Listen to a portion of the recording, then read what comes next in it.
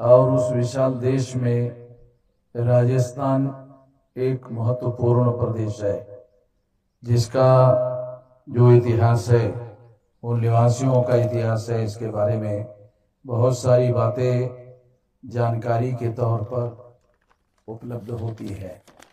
इसमें हम लोग एक महत्वपूर्ण इतिहास जानने के तौर पर मैं एक खास बात आप लोगों को संक्षिप्त में बताना चाहता हूँ कि भारत में जो नाग लोग हैं, ये राजस्थान के जो क्षत्रिय लोग हैं, मूल रूप से ये नाग लोग हैं।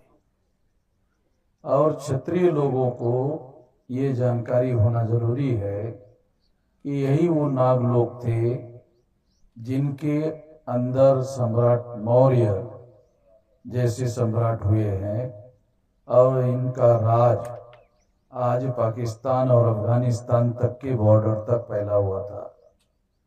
और बाद में ब्राह्मणों की वजह से देश में वर्ण व्यवस्था का निर्माण हुआ, और वर्ण व्यवस्था के आधार पर देश में जाति व्यवस्था का निर्माण हुआ, और आज 6000 जाति के टुकड़ों में हमारे लोगों को, समाज को बांटा हुआ है। ये व्यवस्था ब्राह्मणों के द्वारा बनाई गई व्यवस्था है, और इस वजह से देश आंतरिक रूप से कमजोर हुआ है। इस बात को ध्यान में रखते हुए हम बामसेफ के द्वारा इस योजना पर काम कर रहे हैं कि ये 6000 जाति के टुकड़ों में बांटे गए जो लोग हैं, ये बटे हुए लोग नहीं है, बांटे हुए लोग हैं। इनको जगाया जाए, इनको जोड़ा जाए, और इनसे शक्ति का निर्माण किया जाए, और इस शक्ति का उपयोग और प्रयोग देश को महान बनाने में किया जाए। इस काम पर हम लोग लगे हुए हैं। इसके लिए लगातार हम लोग कोशिश कर रहे हैं, और इसी के अंतर्गत मैं उम्र के 19 साल की मेरी उम्र थी, तब से मैं ये काम में लगा हुआ हूँ।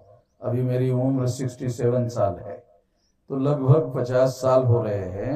इतने लंबे साल से हम लोग इस काम में लगे हुए हैं।